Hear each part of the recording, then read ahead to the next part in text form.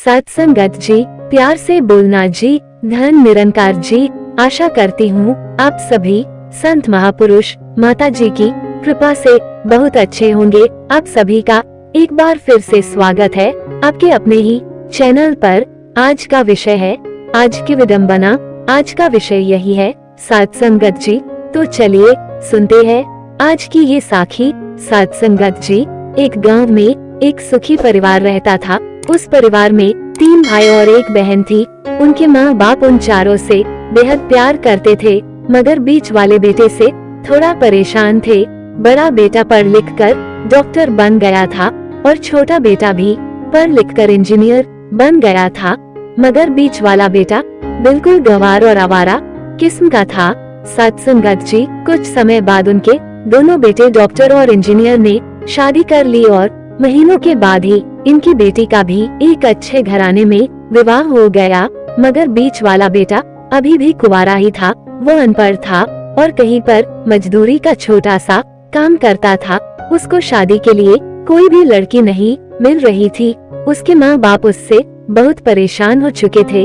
अब जब भी उसकी बहन अपने मायके आती तो वो अपनी डॉक्टर और इंजीनियर दोनों भाइयों से मिलती थी, मगर बीच वाले भाई से बहुत कम मिलती थी, क्योंकि वो उसे ज्यादा पैसे नहीं दे पाता था।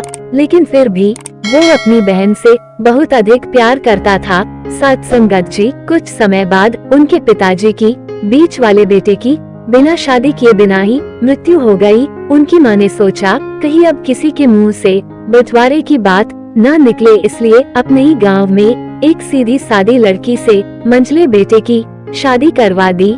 शादी होते ही न जाने क्या हुआ, अनपढ़ बेटा मन लगाकर काम करने लगा और पहले से कहीं ज्यादा मेहनत भी करने लगा।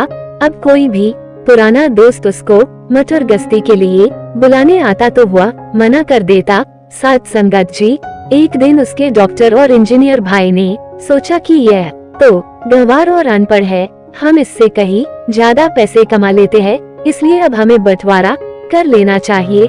सत्संगत जी, माँ के लाख मना करने के बाद भी दोनों बेटों ने बंटवारे की तारीख तय कर दी और उन्होंने अपनी बहन को भी बुला लिया।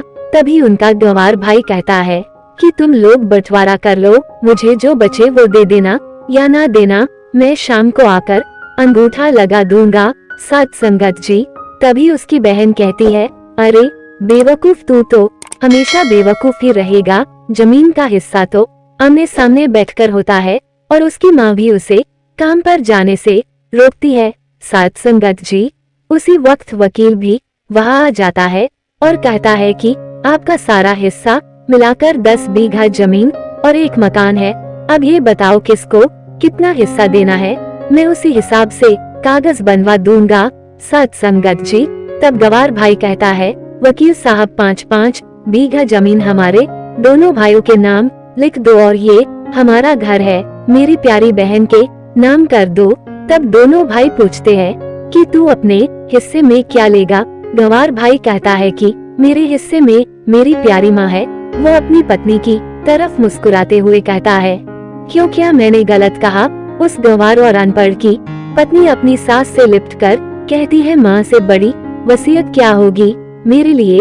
उसी वक्त उसका गंवार पति भी अपनी माँ से लिपट जाता है। गंवार बेटे और बहू के प्यार ने जमीन जायदाद के बंटवारे को एक सन्नाटे में बदल दिया। सत्संगत जी, तभी बहन अपने गंवार भाई के गले लगकर लिपट कर रोते हुए कहती है कि माफ कर दो भैया, मैं आपको सम्मान नहीं दे सकी।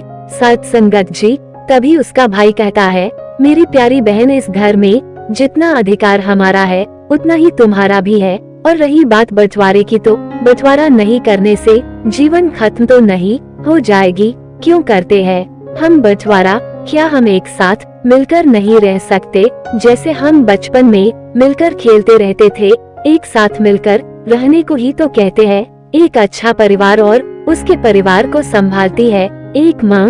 तभी उसके दोनों भाई भी बहुत शर्मिंदा होते हैं। सत्संगत जी, और वह बंटवारे के सभी कागज फाड़ कर फेंक देते हैं और उस दिन के बाद से उनका पूरा परिवार खुशी खुशी एक साथ रहने लगा।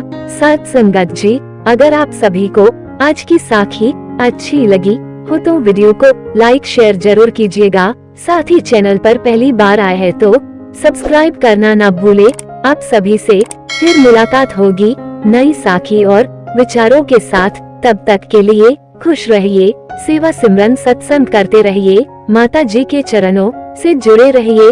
प्यार से बोलना जी, धन निरंकार जी।